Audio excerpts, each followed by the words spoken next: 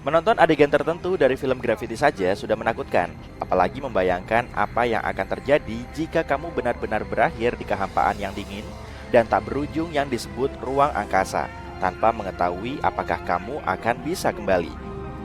Tapi anggaplah kamu benar-benar berada di atas sana. Kamu sangat bersemangat dengan perjalanan antariksa pertamamu. Kedengarannya berisiko, tapi ini adalah sesuatu yang sering dilakukan oleh para astronot di Stasiun Luar Angkasa Internasional. Sangat mudah untuk memahami mengapa kecelakaan di tempat kerja jauh lebih menakutkan di sana daripada di tempat kerja biasa di bumi. Tapi itulah kenapa kamu memiliki lebih banyak pelatihan dan peralatan khusus untuk menjagamu tetap aman. Pertama, para astronot selalu terikat pada pesawat ruang angkasa dengan penambat sehingga mereka tidak melayang seperti balon helium.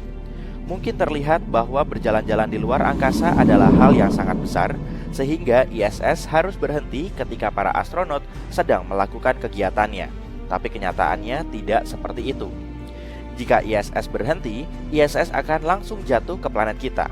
Jadi, begitu astronot berada di orbit yang stabil, mereka akan tetap berada di orbit tersebut kecuali ada kekuatan baru yang bekerja. Perjalanan antariksa pertama tidak sesederhana yang dilakukan setelahnya. Itu dilakukan pada tahun 1966 dan berlangsung selama 12 menit. Dua orang memulai sebuah misi. Salah satu dari mereka seharusnya melayang-layang di angkasa untuk sementara waktu mengambil gambar. Tapi ada yang tidak beres. Pakaian antariksanya mengembang terlalu banyak sehingga sulit untuk bergerak. Dia mulai merasa kepanasan, jadi dia harus mengeluarkan oksigen dari pakaiannya yang sangat berisiko. Dia bisa kehabisan udara atau mual seperti penyelam laut dalam. Kembali ke pesawat ruang angkasa juga sulit, tapi entah bagaimana dia berhasil melakukannya. Kemudian, lebih banyak masalah datang. Pesawat ruang angkasa mulai berputar, kadar oksigen meningkat secara berbahaya, dan ada risiko ledakan. Setelah melalui banyak perjuangan, mereka berhasil kembali ke bumi, namun mendarat di sebuah hutan yang dikelilingi oleh serigala dan beruang saat badai salju. Dibutuhkan regu penyelamat untuk menemukan mereka. Bukan cerita yang menggembirakan untuk didengarkan saat kamu menunggu untuk keluar, tapi bergembiralah, keadaan telah membaik sejak saat itu.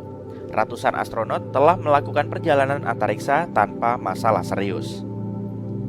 Jadi inilah kamu, melesat bersama ISS raksasa. Perjalanan luar angkasa pertamamu berjalan hampir tanpa celah, jadi kamu bisa sedikit menikmati pemandangan. Memang sulit untuk mengontrol caramu bergerak, tapi penambat masih melakukan tugasnya.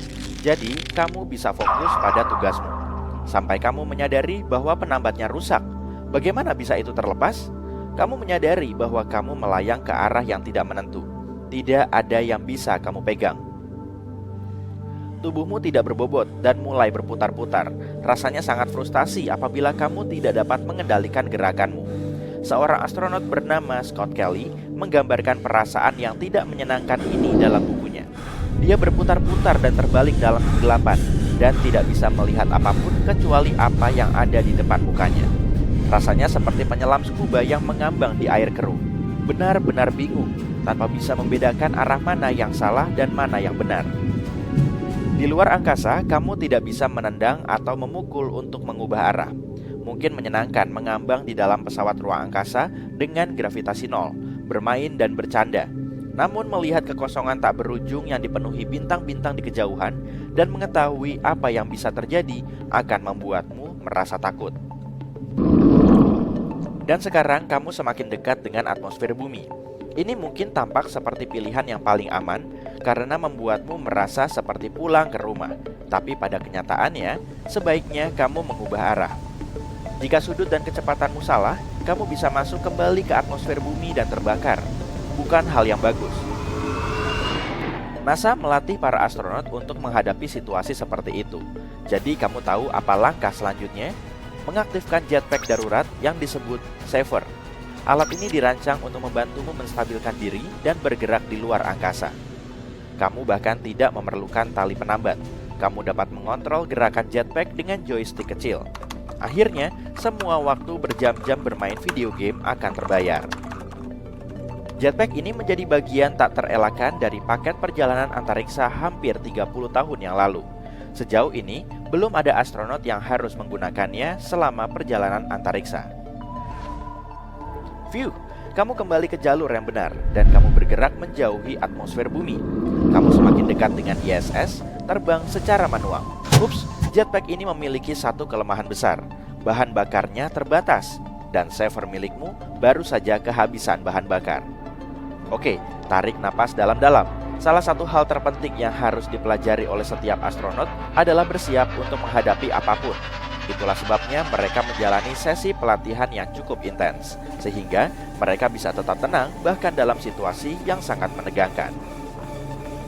Dahulu kala, NASA akan memilih astronot dari para pilot uji coba yang menjalani pelatihan keras di hutan-hutan Filipina tanpa bantuan apapun. Jadi, tidak ada instruksi atau perbekalan. Kemudian, mereka menerapkan rezim pelatihan khusus dengan latihan di luar ruangan di lingkungan iklim yang berbeda dan bahkan di bawah air untuk mensimulasikan kondisi di luar angkasa. Saat ini, para astronot dilatih untuk bekerja dalam tim agar tetap fokus dan tenang saat menangani tugas-tugas yang sulit. Misalnya, ketika mereka harus memperbaiki teleskop Hubble, para astronot harus bekerja selama lebih dari 8 jam dalam kondisi ruang angkasa yang keras untuk melepas bagian yang rusak. Itu adalah tugas yang membuat frustasi. Ditambah lagi dengan sarung tangan yang harus mereka kenakan, membuat segalanya menjadi lebih sulit, tapi mereka tetap melakukannya. Mereka juga berlatih di kolam air raksasa di Houston yang merupakan replika ISS yang cukup bagus. Di sanalah mereka berlatih berjalan di luar angkasa dan mencoba memperbaiki berbagai hal saat berada di bawah air sepanjang waktu. Air membuat mereka merasa tidak berbobot, sementara pakaian mereka cukup berat untuk meniru efek yang bisa mereka alami selama berjalan di luar angkasa. Kamu juga perlu mengikuti sesi dengan psikolog kedirgantaraan. Mereka membantu para astronot menangani stres dan tetap kuat secara mental.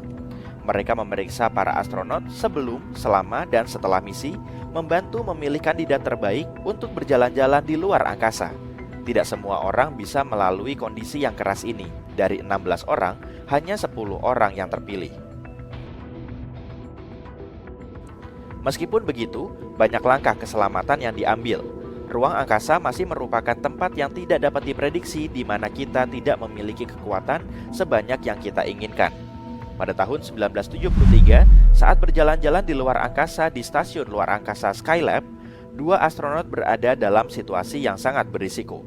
Mereka berada di luar angkasa, memperbaiki berbagai hal, tapi mereka tidak memiliki jetpack yang sama praktisnya dengan yang dimiliki para astronot saat ini. Mereka hanya bisa mengandalkan tali pengaman. Tiba-tiba, susunan surya yang sedang mereka kerjakan bergerak secara tak terduga dan mendorong mereka keluar dari posisinya. Hampir membuat mereka melayang keluar angkasa. Untungnya, tali pengaman berfungsi dengan baik, kuat, tahan terhadap panas, dan terpasang di pinggang para astronot. Mungkin salah satu ketakutan terbesar para astronot yaitu saat mereka harus terlunta-lunta di luar angkasa dan gak bisa kembali lagi. Bayangin aja, semisal kamu mulai menjauhi stasiun luar angkasa internasional menuju hamparan kegelapan karena suatu insiden. Kamu terus melayang-layang di area kosong berupa ruang hampa yang dingin. Tapi untungnya, kamu masih punya kesempatan untuk selamat. Kita lihat gambaran detailnya aja yuk. Jadi, kamu lagi berada di stasiun luar angkasa internasional, tepatnya di lapisan atmosfer teratas setinggi 402 km. ISS bisa terbang setinggi itu tentu bukan untuk berpelesiran dong. Gravitasi bumi terus-terusan menarik stasiun ini. Supaya nggak jatuh, ISS harus mengorbit planet kita dengan kecepatan sekitar 27.353 km per jam.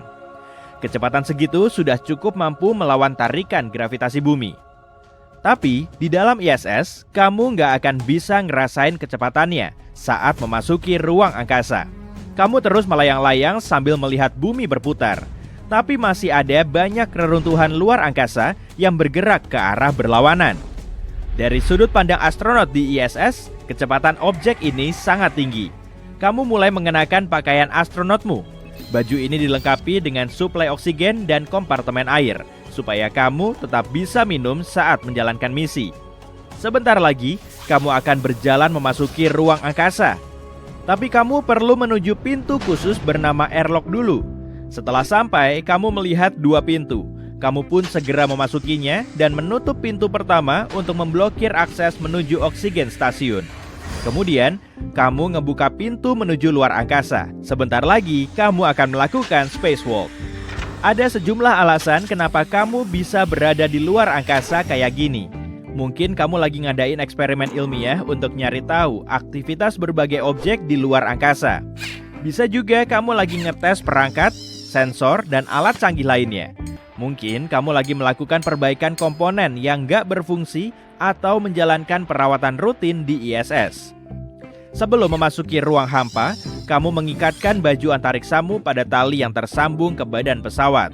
Kamu juga bisa mengikatkan peralatanmu pada tali kecil supaya obeng dan kunci pasmu nggak hilang. Kamu mendorong tubuhmu dari pesawat dan mulai bergerak seperti berenang di bawah air. Sebelum keluar ke area dengan gravitasi nol, astronot juga berlatih di kolam renang besar. Kamu mulai berpegangan pada bagian pesawat sambil bergerak menuju komponen yang perlu diperbaiki. Kamu perlu ngebenerin apa? Mungkin ngencengin skrup kecil aja ya? Seorang astronot pernah bilang, hal sekecil apapun akan sangat sulit dilakukan di luar angkasa. Kamu memakai pakaian besar yang bisa memperlambat gerakmu. Tubuhmu jadi kelihatan kaku. Baju ini juga bikin kulitmu gatal-gatal. Perbaikan seperti ini bisa berlangsung sampai berjam-jam. Selama proses ini, keringatmu terus bercucuran. Mungkin salah satu filter pakaian astronotmu telah rusak deh. Semua cairan yang keluar dari tubuhmu bisa menyebar ke seluruh pakaian hingga ke wajah. Matamu mungkin juga berair. Air mata bikin penglihatanmu semakin kabur. Padahal banyak bahaya siap mengintai di hamparan luar angkasa. Dan gak ada petunjuk pasti yang bisa ngejelasin cara mengatasi sebagian besar situasi ini. Kamu kan lagi ngencengin skrup, tapi ada kesalahan. Kunci pasnya jatuh dan skrupnya terlepas dari lambung pesawat. Kamu berusaha menangkapnya, tapi malah tubuhmu semakin terdorong menjauhi stasiun. Setelah mendapat skrup itu lagi, kamu sudah terlanjur jauh. Kamu gak bisa berpegangan, tapi kan masih ada tali. Gawat. Talinya udah gak terikat di pakaian astronotmu lagi tuh. Ternyata kamu udah salah pasang. Saat ini kamu gak cuma menjauhi stasiun, tapi tubuhmu mulai muter-muter. Pemandangan bumi yang biru dan antariksa gelap terus berkelebat di depan matamu. Kamu nggak bisa berhenti. Untung, penyelamatmu nggak cuma tali. Pakaianmu dilengkapi dengan saver atau alat bantu sederhana dalam proses penyelamatan spacewalk. Ransel yang berisi bahan bakar ini punya fungsi seperti jetpack. Kamu mulai mengaktifkan ransel agar penerbanganmu berjalan mulus. Tubuhmu udah nggak muter-muter lagi dan gerakmu lebih tenang. Saat ini kamu udah tahu lokasi persis ISS-mu. Selanjutnya, kamu perlu nentuin arah secara manual dan perlahan terbang menuju ISS. Unit saver melepaskan gas dari tabung kecil dan tubuhmu terdorong maju. Dengan pemakaian panel control saver yang mirip joystick, kamu bisa mengubah arah pelepasan gasnya. Dengan begini, kamu bisa mengontrol pakaian astronotmu. ISS harus selalu ada dalam penglihatanmu. Ayo pencet joystickmu untuk mengaktifkan tabung gasnya. Tapi jangan buru-buru juga ya. Kamu perlu menstabilkan gerakan majumu. Kalau sampai salah pencet tombol, kamu akan muter lagi dan nantinya malah makin sulit pulang lagi. Tiap astronot menghabiskan waktu selama berjam-jam di simulator virtual reality agar bisa ngerasain suasana di luar angkasa. Kamu sudah tahu cara mengontrol savermu dan perlahan mendekati ISS. Jangan sampai ransel ini malah bikin gerakmu terus ngebut ya. Kalau ngebut, kamu perlu muter tabungnya ke arah berlawanan untuk mengurangi kecepatan. Selain itu, kamu bisa nabrak ISS dan malah ngerusak baju antariksamu. Akhirnya, kamu sampai di ISS. Sekarang kamu perlu berpegangan sambil bergerak menuju airlock. Rasanya kok mirip-mirip kayak mendaki gunung di bawah air ya. Kamu sudah sampai di airlock. Tapi kita bikin kilas balik laginya yuk. Menuju momen saat kamu menjauhi ISS. Jadi, kamu mulai memakai ransel agar gerakanmu lebih lancar. Perasaanmu semakin gugup dan gelisah. Kamu asal mencet joystickmu hingga tabungnya bergerak ke berbagai arah. Beberapa menit kemudian, kamu belum juga mendekati stasiun. Padahal bahan bakar dalam saver telah habis. Hatimu makin was-was. Oke, Kita perlu mundur ke beberapa waktu sebelumnya. Kamu menjauhi ISS, lalu memakai saver dan memperlambat putaran tubuhmu. Saat ini, kamu menghadap ISS dan mulai mendekati stasiun itu dengan penuh perhitungan. Semuanya berjalan lancar, tapi tiba-tiba ada gerakan. Serpihan logam kecil dari satelit tua telah menabrak saver dan langsung merobek ranselmu. Bahan bakar di dalamnya mulai bocor keluar angkasa. Kamu mulai muter-muter gak karuan karena terkena benturan. Jadi, kamu perlu narik nafas dalam-dalam dan menggunakan sisa bahan bakar untuk berhenti. Beres, kamu melayang-layang tanpa muter lagi. Gak ada petunjuk maupun protokol yang bisa membantumu mengatasi masalah ini. Kamu terus bergerak di luar angkasa dan gak bisa mengendalikan prosesnya. Untuk kembali ke ISS, kamu perlu mendorong objek lain. Untung kamu bisa mikirin langkahmu selanjutnya. Persediaan oksigen di baju antariksamu bisa cukup sampai beberapa jam lagi. Kamu juga punya air. Jadi, kamu bisa minum melalui sedotan karet kecil yang terpasang di cincin leher helmmu. Kamulah manusia pertama yang mengalami situasi ini. Tapi kamu juga punya peluang untuk tetap selamat kok. Kalau kamu bisa ngelempar objek ke samping, tubuhmu akan bergerak. Kalau kamu punya kunci pas yang berat, kamu bisa melemparnya ke arah yang berlawanan dengan ISS. Dengan begini, kamu bisa meluncurkan dirimu menuju stasiun tersebut. Dan sayangnya, kamu nggak punya barang yang bisa dilempar. Savermu udah rusak, tapi kamu nggak bisa ngelepas sendiri tanpa bantuan orang lain. Sesekali kamu menikmati pemandangan bumi yang cantik sambil bernafas selambat mungkin untuk menghemat oksigen. Kamu udah nggak punya peluang lagi. Banyak orang ingin pergi ke luar angkasa, gravitasi nol, pemandangan menakjubkan bumi dari satu sisi, dan area hitam tak berujung yang menyeramkan dari sisi lain. Ya, itu keren. Tapi jangan lupa bahwa perjalanan ini bisa menjadi mimpi buruk. Kurang oksigen, melayang di luar angkasa, dan tinggal di pesawat antariksa untuk waktu lama tanpa tahu kapan kamu bisa pulang. Hal terakhir ini terjadi kepada seorang astronaut Rusia. Dia merupakan salah satu astronaut yang paling lama tinggal di luar angkasa. Insinyur penerbangan berumur 33 tahun, Sergei Krikalev, menghabiskan 311 hari di gravitasi nol di stasiun luar angkasa Mir. Tapi itu bukan bagian paling menarik dari cerita ini. Perjalanan panjang Sergei dimulai pada 18 Mei 1991.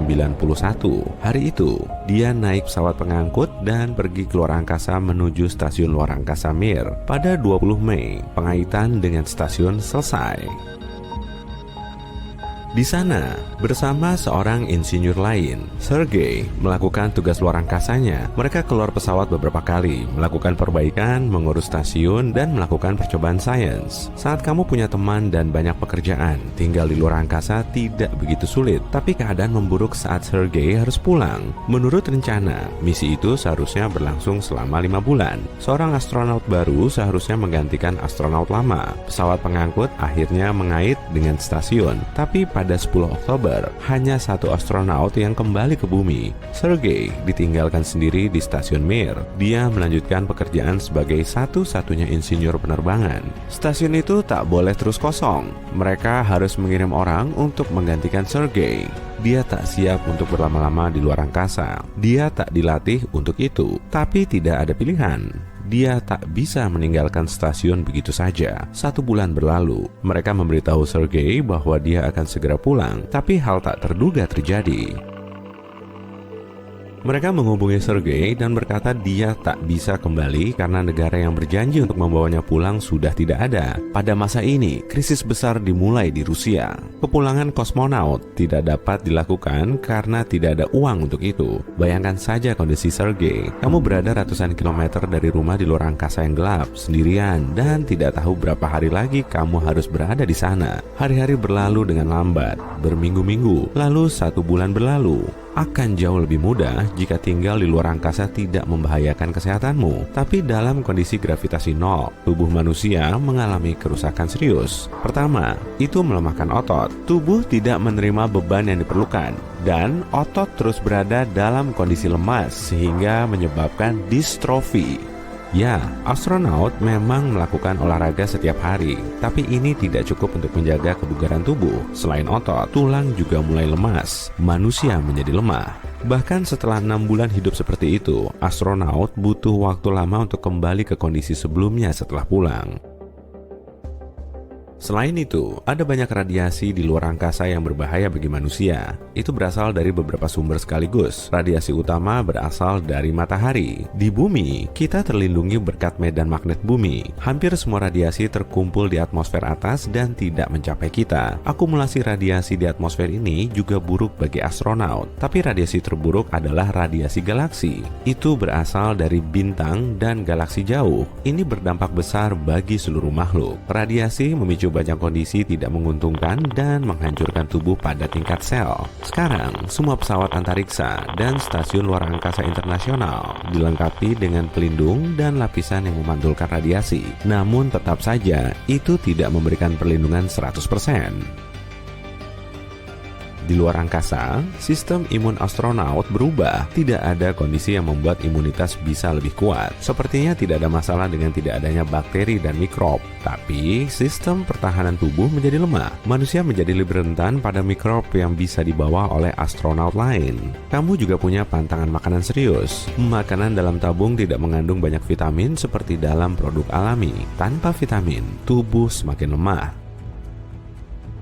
Dan terkadang, astronot harus keluar dari pesawat. Itu bukan hal mudah. Pakaian luar angkasa besar dan tidak nyaman. Itu mengekang gerakanmu dan menekan tubuh. Bekerja di luar angkasa bisa berlangsung beberapa jam. Pada saat ini, kamu berkeringat banyak. Salah satu filter pakaian ini bisa rusak dan semua cairan yang dilepaskan tubuh bisa menyebar ke seluruh pakaian dan terkena wajahmu. Matamu bisa berair. Tetesannya bisa mengganggu pandanganmu. Ribuan bahaya bisa menunggu astronaut pada misi di luar angkasa. Bayangkan kamu melakukan perbaikan lalu terjadi masalah. Kunci pas melepaskan skrup dan itu terbang. Misalnya, kamu mencoba menangkapnya dan tak sadar terlepas dari pesawat. Kamu menangkap skrup itu, tapi tubuhmu sudah melayang-layang. Tidak ada yang bisa kamu pegang. Tapi untungnya, kamu punya tali pengaman. Omong-omong, itu bisa lepas dari pakaian luar angkasa karena kamu asal-asalan memasangnya. Begitu tali itu putus, tubuh mengubah sudut terbang. Sekarang, kamu bukan hanya melayang, tubuhmu berputar saat ini. Bumi dan ruang gelap terlintas di matamu. Jadi, kamu mengerti, pasti ada risiko. Tapi hal seperti itu tidak terjadi pada Sergei. Semua astronaut berlatih lama untuk siap menghadapi masalah. Mereka mendapat fisik yang bagus dan kehilangannya saat melakukan misi. Ada pula faktor psikologis. Tubuh melemah. Kamu tidak menghirup udara segar, kamu tidak bisa bertemu teman-teman, dan kamu tidak punya kesempatan untuk pulang. Lapisan kecil dinding memisahkanmu dari kehampaan dingin luar angkasa. Semua ini menyebabkan stres yang juga melemahkan sistem imun dan membahayakan sistem saraf. Untungnya, astronaut juga mendapat pelatihan psikologis. Mereka bisa menjaga kendali diri dalam situasi paling stres sekalipun. Tapi saat kamu sendirian di luar angkasa selama lebih dari 6 bulan dan tak tahu kapan akan kembali, kamu bisa benar-benar gugup. Untungnya, Sergei tidak panik. Dia melakukan tugas hariannya, berlatih dan tentu saja merindukan rumah. 1 bulan kemudian, dia mendapat respon yang sama. Kami belum bisa memulangkanmu. Negara ini sedang dalam kesulitan.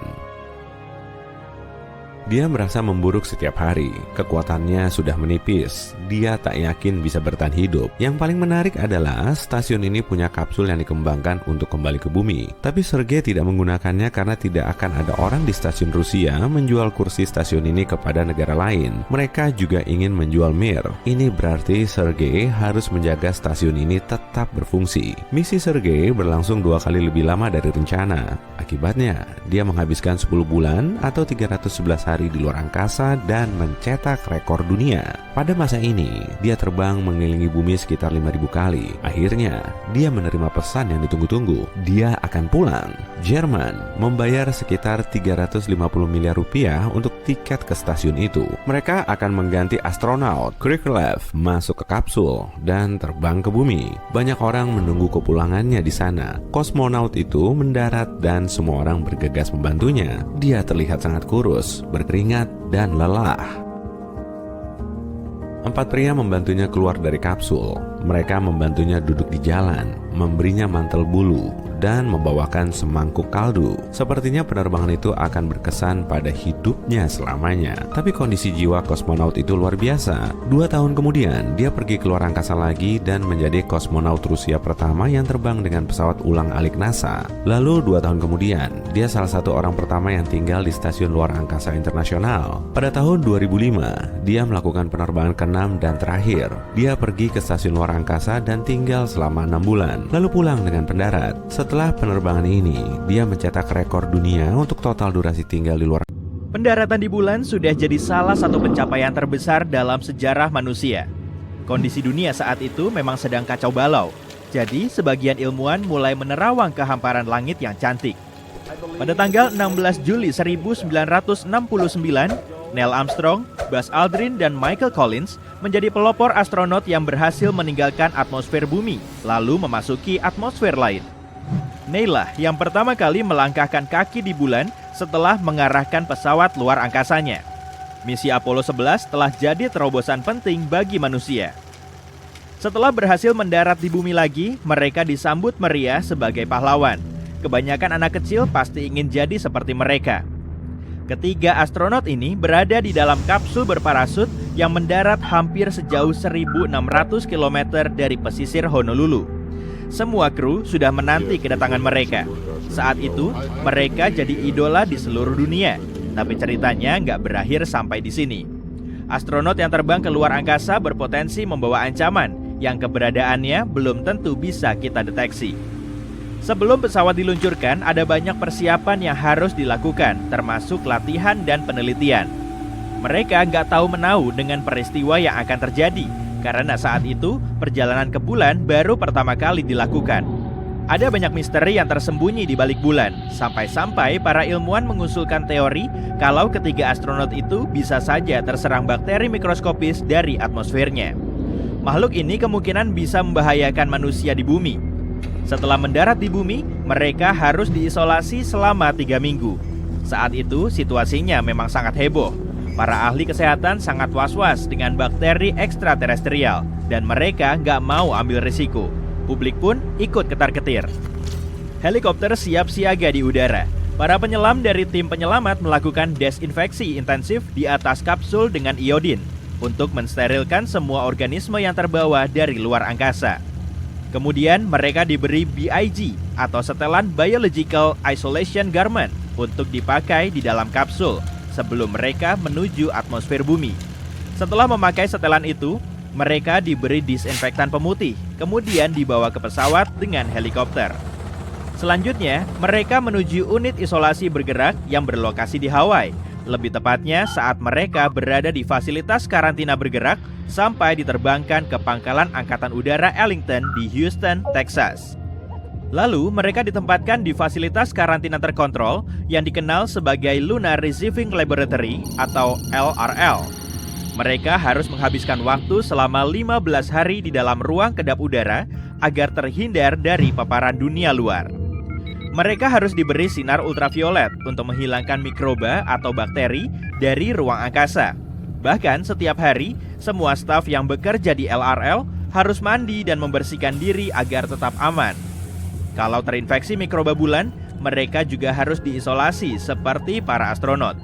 Di dalam ruangan tersebut, ketiga astronot harus bisa menghibur diri. Saat waktunya tinggal 2 minggu lagi, mereka melakukan aktivitas biasa seperti manusia normal di ruang tertutup. Misalnya dengan ngobrol, ketawa, bercanda, dan berbagai interaksi lain. Menurut laporan, mereka ngerasa nyaman berada di dalam situ. Tapi karena nggak bisa melakukan banyak aktivitas, mereka jadi cepat bosan. Asupan makanan mereka harus terjamin dan bergizi. Di dalam situ, mereka juga main tenis meja, nge-gym, dan main ukulele. Kira-kira beginilah aktivitas Neil Armstrong. Sebagian dari mereka juga jogging di sepanjang lorong. Kelamaan di ruang angkasa bisa bikin para astronot kehilangan massa otot. Jadi mereka harus berolahraga. Tapi mereka juga berpesta dan ngerayain ulang tahun Neil yang ke-39 dalam isolasi. Malahan, salah satu dari anggota LRL membuatkan kue ulang tahun lengkap dengan lilin di atasnya. Selain itu, tersedia kartu, majalah, dan liputan media seputar misi mereka sebagai sarana hiburan. Mereka ngobrol dengan anggota keluarga via dinding kaca atau telepon. Masing-masing dari mereka saling menghormati privasi astronot lain. Jadi, saat rekannya sedang ngobrol dengan keluarga atau nyinggung soal personal, mereka nggak akan ikut campur. Mereka juga harus menjalani pemeriksaan medis dan mengikuti interview panjang dengan NASA via dinding kaca. Kemudian, mereka perlu bikin laporan dan menyelesaikan dokumen lain. Tapi yang paling menakjubkan justru saat Presiden Richard Nixon memberi mereka selamat secara langsung sebelum mereka dikirim ke LRL. Ketiga astronot ini telah dielu-elukan sebagai pahlawan. Setelah 21 hari, mereka dibolehkan keluar dari isolasi. Para ilmuwan nggak mendeteksi adanya indikasi membahayakan dalam sistem mereka. Mereka juga nggak membawa serta makhluk aneh dari bulan. Nggak ada patogen, mikroba, atau bakteri. Maka, di objek langit yang melayang-layang di dekat kita itu nggak ada kehidupan. Ketiga pria itu akhirnya bisa menemui keluarga dan menghirup udara bebas. Lalu, proses karantina ditiadakan. Tapi, astronot yang mau menuju stasiun luar angkasa internasional harus diisolasi agar mereka nggak membawa penyakit menular. Para ilmuwan mengincar Mars sebagai rumah masa depan kita. SpaceX milik Elon Musk berupaya memelopori misi ini. Mereka mengirimkan robot yang menginjakan kakinya secara langsung di planet merah. Tesla Bot dipamerkan pada tahun 2021 dan cukup bisa meniru perilaku kita. Robot itu bisa melakukan tugas harian yang biasanya kurang diminati, seperti bersih-bersih, belanja bahan makanan, dan angkat beban. Kita akan tahu cara gerak manusia di permukaan Mars sebab robot ini bisa berjalan seperti kita. Tesla Bot bisa mengirim laporan ke bumi setelah mengumpulkan data. Mungkin juga bisa mempelajari lingkungan di dekatnya untuk nyari tahu keberadaan mikroorganisme ekstraterestrial yang hidup di Mars. Tapi, hal ini nggak akan terjadi dalam waktu dekat. Ada banyak pendekatan yang perlu dilakukan sebelum manusia bisa hidup di planet merah. Tantangan pertamanya adalah perjalanan ke planet tujuan. Menurut prediksi para ilmuwan, waktu tempuhnya selama 9 bulan dengan pesawat luar angkasa besar, mengikuti rute yang sudah dipetakan. Kemungkinan akan ada banyak robot yang membantu, serta sejumlah ahli spesialis untuk mengakomodasi kebutuhan kita. Pastinya kita akan memerlukan tempat tidur, ruang olahraga, dan ruang hiburan yang memadai. Kedengarannya memang riskan ya, tapi juga mengasihkan. Setelah berbulan-bulan terbang, pendaratan di sana juga pasti akan seru, atau malah lebih menantang. NASA menggunakan crane khusus untuk menurunkan Curiosity di permukaan Mars pada tahun 2012. Sementara itu, kita bisa mengembangkan teknologi yang bisa dipakai untuk terbang ke Mars sebelum pesawat tersebut sampai. Kalau semuanya sudah terpecahkan, kita tinggal berangkat ke tempat tujuan lalu menetap. Tahap pertamanya sudah dipelajari dan para kru sudah paham dengan hal-hal yang perlu dilakukan, objek apa saja yang perlu dibuat, dan lokasi pembuatannya. Para robot dan insinyur akan membuat tempat tinggal, lahan pertanian indoor, dan menghasilkan kebutuhan dasar agar tetap bertahan hidup. Mereka nggak bawa bekal makanan dan sumber daya lain yang akan habis setelah bertahun-tahun, karena tujuan utama mereka adalah swasembada. Kita harus bisa menghasilkan air, makanan, dan udara yang bisa dihirup kalau kita mau hidup di sana. Ada bukti yang menyatakan kalau Mars dulunya diselimuti air. Jadi, di bawah permukaan atau tudung esnya kemungkinan ada air. Tanaman nggak bisa tumbuh tanpa air. Lalu, tantangan berikutnya juga muncul. Gimana coba caranya nanam bahan makanan di tengah gurun tandus? Kami menyala program ini untuk menyampaikan pesan penting ini kepada Anda. Bumi sudah tidak layak untuk ditinggali, jadi Anda harus mencari rumah baru. Kamu langsung mendapatkan ide cemerlang untuk melamar pekerjaan sebagai astronot. Jadi paling tidak, kamu bisa menunggu segala hiruk-pikuk ini di Stasiun Luar Angkasa Internasional sampai umat manusia menemukan rumah baru, ya kan? Waktu terpanjang yang dihabiskan manusia di luar angkasa sejauh ini adalah 437 hari lebih beberapa jam. Dan luar angkasa yang kumaksudkan adalah ISS, karena manusia tanpa peralatan yang tepat di ruang angkasa hanya akan bertahan beberapa detik. ISS dirancang untuk mendukung kehidupan manusia di ruang angkasa untuk jangka waktu yang lama. Lebih lama saja, bukan selamanya. Stasiun ini disuplai dengan makanan, air, udara, bahan bakar, peralatan ilmiah, dan kebutuhan lainnya setiap 3 bulan. Tanpa adanya bumi atau manusia yang mengirim misi, garis kehidupan ini akan segera terputus. Stasiun ini adalah sebuah kapal besar yang bergerak menyusuri ruang angkasa dengan kecepatan lebih dari 28.000 km per jam. Stasiun ini menghadapi kondisi yang cukup keras, mulai dari radiasi hingga mikrometeoroid dan suhu yang sangat tinggi. Itulah sebabnya sistem ini secara teratur perlu ditambal. Selain keausan, ada juga kejadian tak terduga yang dapat memerlukan misi pengisian ulang. Pada tahun 2020, kru menemukan kebocoran yang menyebabkan hilangnya tekanan udara secara bertahap. Mereka akhirnya menemukan retakan di salah satu modul. Para kru berhasil memperbaikinya, tapi hal itu membuktikan betapa pentingnya memiliki suku cadang yang cukup di pesawat. Katakanlah manusia di masa depan akan berhasil menemukan cara untuk menjalankan stasiun tanpa henti, tanpa pengisian ulang. Astronot sudah mampu menumbuhkan tanaman di ruang angkasa di dalam kotak tertutup dengan lampu LED hemat energi. Tanaman ini bukan hanya sumber vitamin yang bisa membuat manusia bertahan hidup, tapi juga peningkat mood yang baik. Kita juga membutuhkan lebih banyak sistem pendukung kehidupan siklus tertutup untuk mendaur ulang udara dan air secara efisien. Ini adalah sistem yang menangkap karbon dioksida dari udara dengan melepaskannya melalui manik-manik kecil. Kemudian, sistem ini menggunakan uap untuk memisahkan karbon dioksida dan mengubahnya menjadi metana dan air. Air kemudian terbagi kembali menjadi oksigen. Namun, bahkan dengan semua kemajuan yang ada, masih ada masalah lain, kesehatan para astronot. Mereka hidup dan bekerja di lingkungan gravitasi mikro, dan mereka mengandalkan sistem pendukung kehidupan yang dikontrol dengan cermat. Tapi tubuh kita tidak dirancang untuk hidup tanpa bobot selamanya. Kamu seolah berdiri terbalik, karena gravitasi yang berkurang membuat cairan tubuh menumpuk di bagian atas tubuh. Hasilnya adalah wajah yang bengkak dan merah. Gaya gravitasi di ISS lebih lemah daripada di bumi, sehingga otot tidak perlu bekerja keras, dan tulang-tulang secara bertahap akan hilang kepadatannya. Itulah sebabnya kamu telah berlatih selama bertahun-tahun untuk ini. Kamu yakin kamu sudah siap? Kamu berdiri di ambang pintu. Kamu menarik napas dalam-dalam dan dengan berani membukanya. Kamu melompat dari stasiun luar angkasa internasional dan terjun ke ruang angkasa yang luas. Ini tidak pernah membosankan, katamu ke arah perangkat pemancar. Kamu merasa seperti bulu setiap kali bergerak di angkasa, kecuali bajunya tentu saja. Memang benar apa yang dikatakan orang itu waktu itu. Pakaian astronot membatasi gerakan tubuhmu sebanyak 20%. Bagimu, itu berarti kamu memiliki peluang 20% lebih tinggi untuk merasa kikuk di luar angkasa. Dan ini bukan peluang yang bagus. Dilarang melakukan kesalahan saat berjalan-jalan di luar angkasa. Kamu akhirnya sampai di stasiun dek.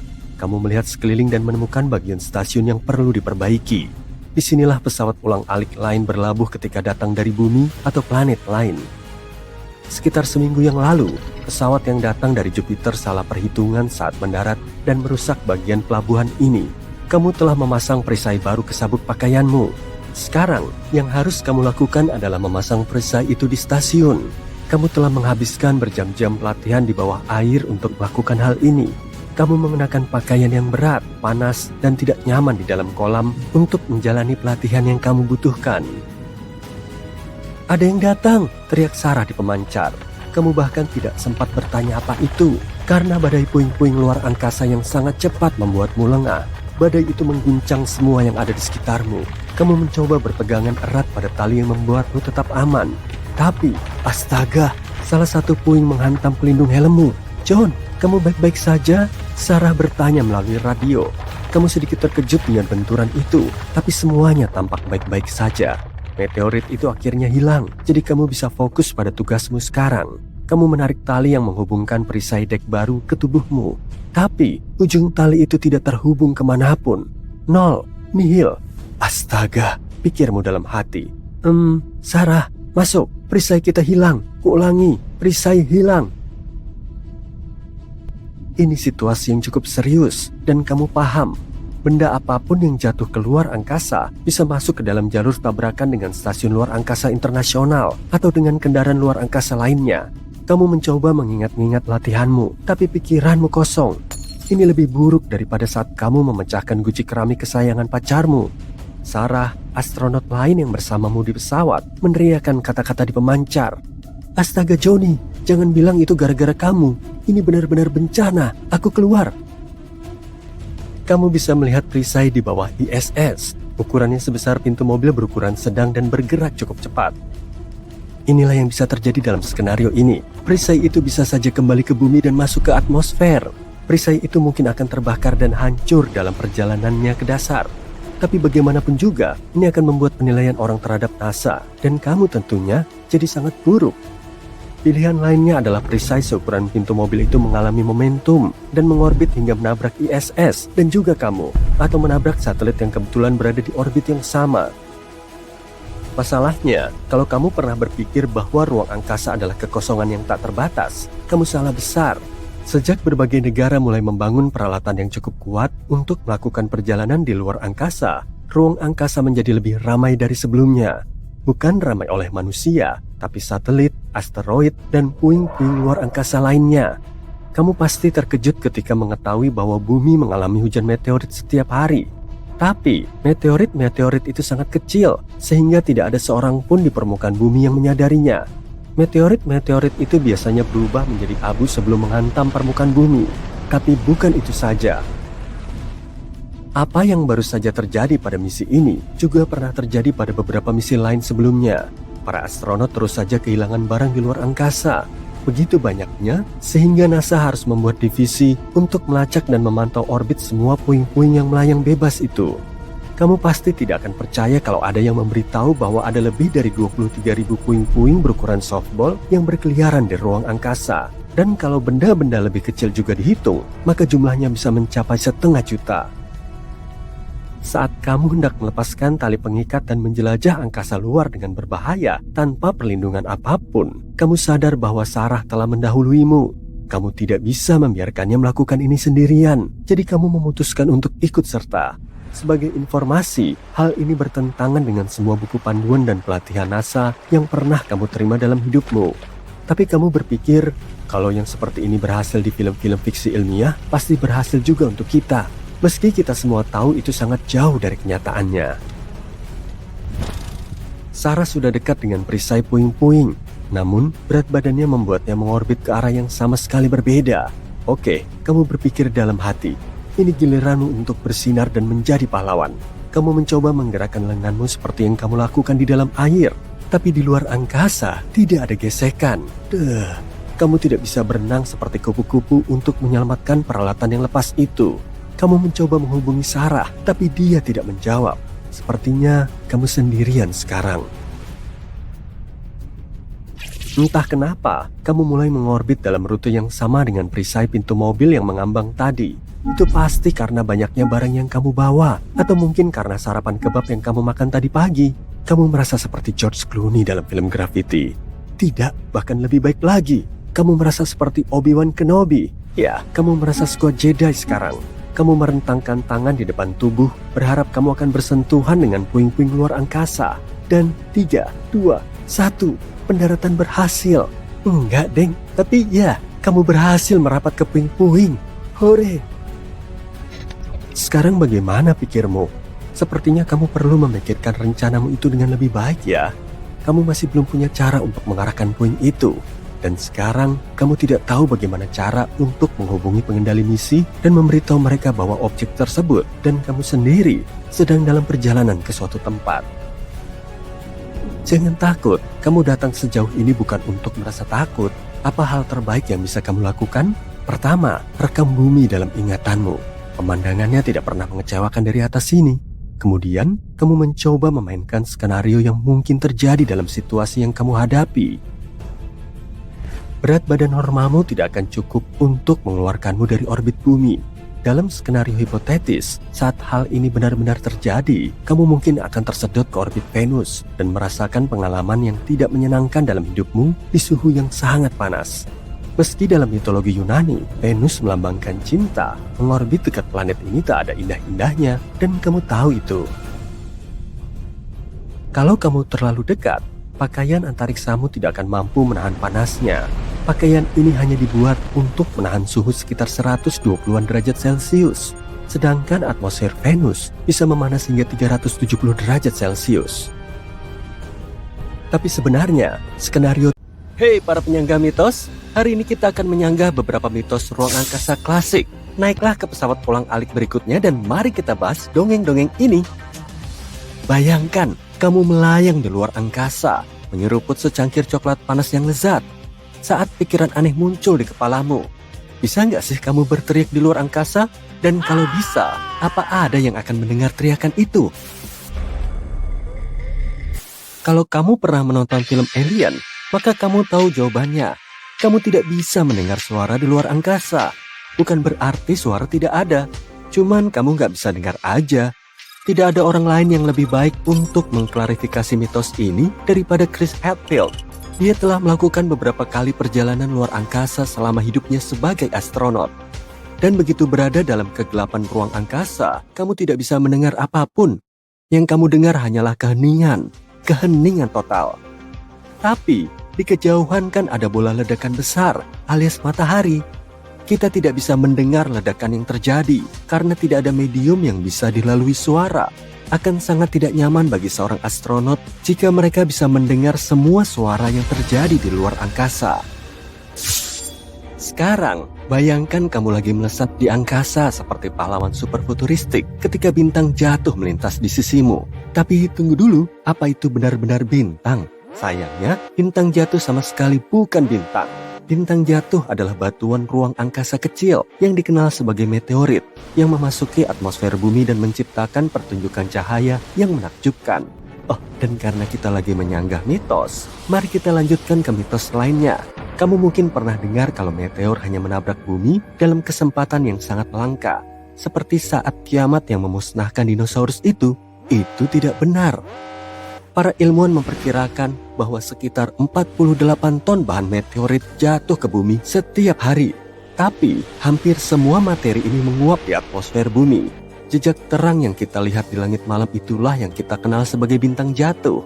Nah, lain kali kalau kamu mau membuat harapan pada bintang jatuh, ingatlah bahwa kamu sebenarnya berharap pada sepotong kecil puing-puing angkasa. Sama sekali nggak romantis sih. Bisa nggak sih kita terbang menuju stratosfer naik balon udara? Ternyata bisa loh. Stratosfer bumi itu relatif dekat dengan tanah, sekitar 11 atau 12 km dari permukaan bumi. Tapi lapisan ini terus berlanjut jauh ke atas. Kalau kamu terbang ke stratosfer dengan balon udara tertentu, pastikan kamu membawa peralatan yang sangat bagus. Kamu akan membutuhkan pakaian khusus dan beberapa alat bantu pernapasan, karena udara mulai menipis begitu kamu terbang semakin tinggi.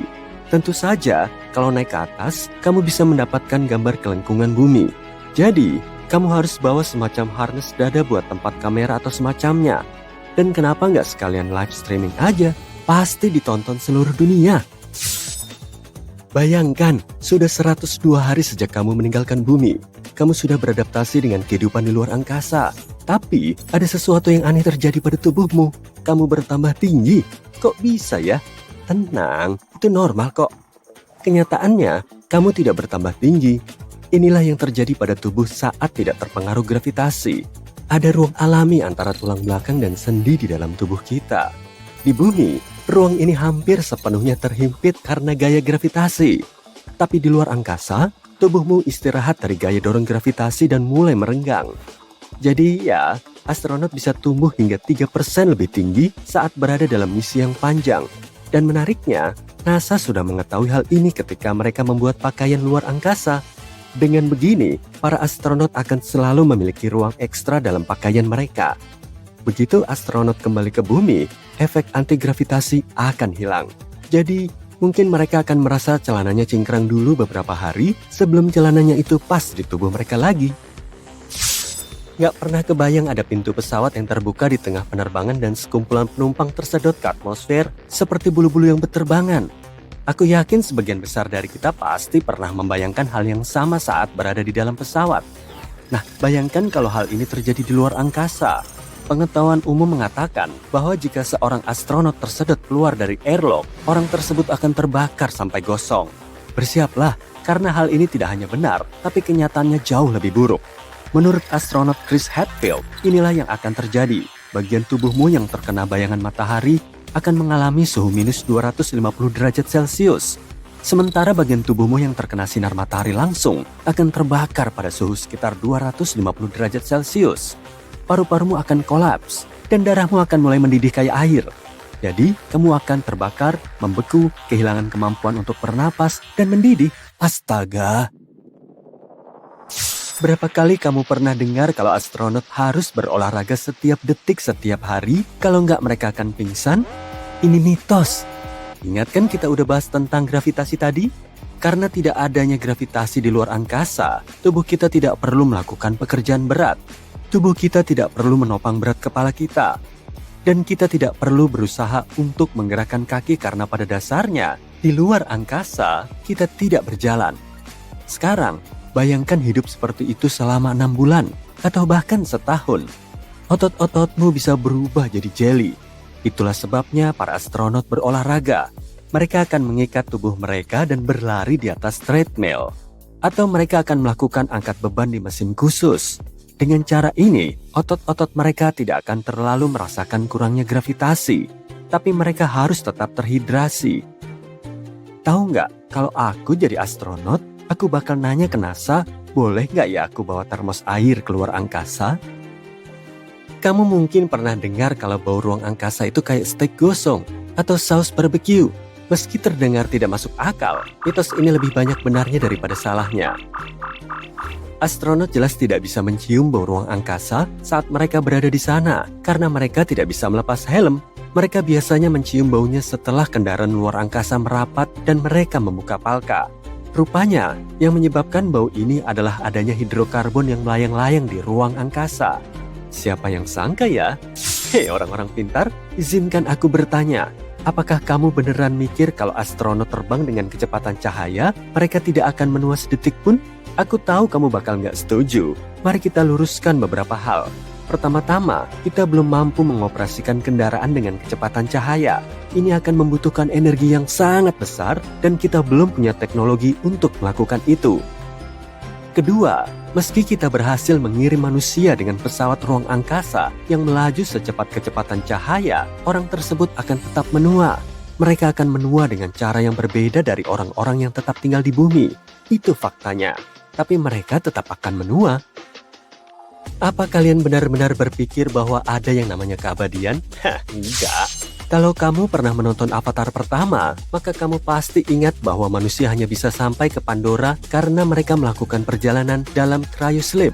Dengan kata lain, mereka membekukan tubuh mereka, menaruhnya di tempat tidur cryosleep, dan melakukan perjalanan selama bertahun-tahun tanpa menua. Ya, kedengarannya luar biasa ya. Tapi kita masih belum punya teknologi untuk melakukan itu. Tubuh kita sebagian besar terdiri dari air, bukan? Dan saat kamu membekukan air, air akan mengembang. Itulah sebabnya kamu tidak boleh menyimpan soda kalengan di dalam kulkas. Saat ini, kalau kita membekukan tubuh seseorang, air di dalamnya akan mengembang. Itu akan membahayakan jaringan dan organ tubuh. Jadi, kita tidak bisa melakukan cryosleep untuk melakukan perjalanan antar bintang. Hari pengumuman. Halo semuanya, selamat datang di vlog Antariksaku. Aku sangat bersemangat karena punya pengumuman penting. Setelah menyelesaikan pelatihan selama bertahun-tahun, hari yang sudah kutunggu-tunggu akhirnya tiba juga. Aku senang bisa menjadi salah satu dari 350 orang yang terpilih menjadi astronot NASA. Ada satu fakta menarik nih. 7 astronot pertama termasuk dalam jumlah tersebut. Jadi, bisa dibilang aku masuk dalam jajaran legenda. Kabar baiknya, sekarang aku sudah selesai berkutat di lab realitas virtual dan akan pergi ke luar angkasa. Banyak sekali yang harus kulakukan untuk bersiap-siap menghadapi misi pertamaku. Jadi, vlog kali ini kubuat singkat saja. Tapi, bersiaplah untuk mendengar semua tentang petualangan luar angkasaku dalam beberapa hari ke depan. Sehari sebelum peluncuran. Kalian pasti mengira sehari sebelum peluncuran akan menjadi hari yang sibuk bagi para kru, bukan? Tapi kenyataannya justru cukup santai. Karena hari-hari yang akan datang akan penuh dengan tekanan, NASA mengizinkan kami menghabiskan waktu bersama beberapa anggota keluarga atau teman yang sudah diizinkan untuk berada di dekat kami selama masa karantina pra-peluncuran.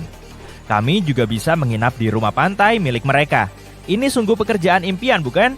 Tapi hal terpenting yang disarankan untuk kami lakukan hari ini adalah tidur nyenyak.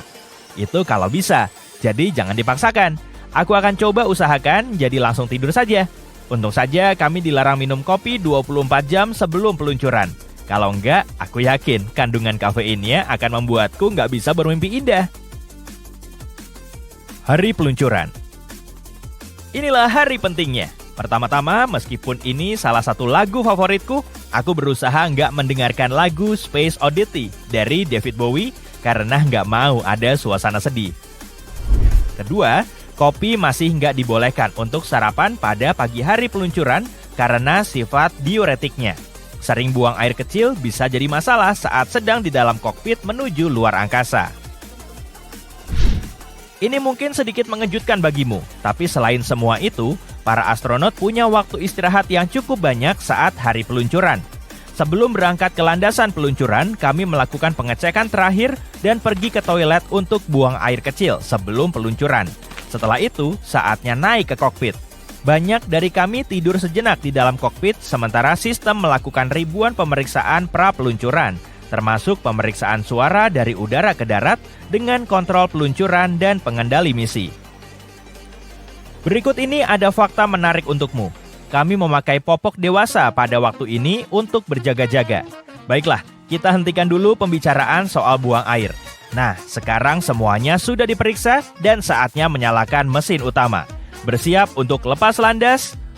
5, 4, 3, 2, 1. Wuhuu! Satu hari di luar angkasa.